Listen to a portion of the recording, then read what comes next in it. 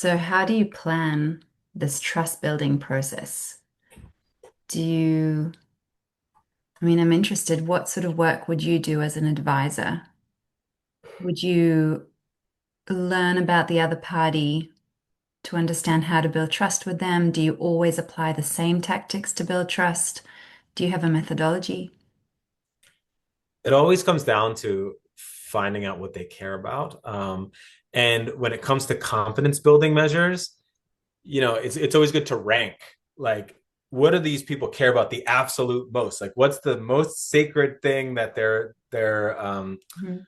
fighting for or negotiating for? And then try to find some subcategories or other things that are slightly less close or important to them and start with those things, right? When it comes to confidence building.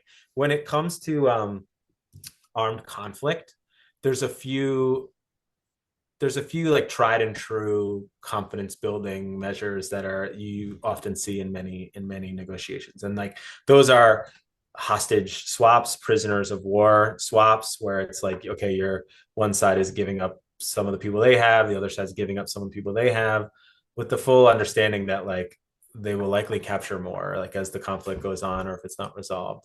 The second is like short-term ceasefires, right? So like you can stop the fighting for a day, a week, but keeping the leverage of being able to start fighting again.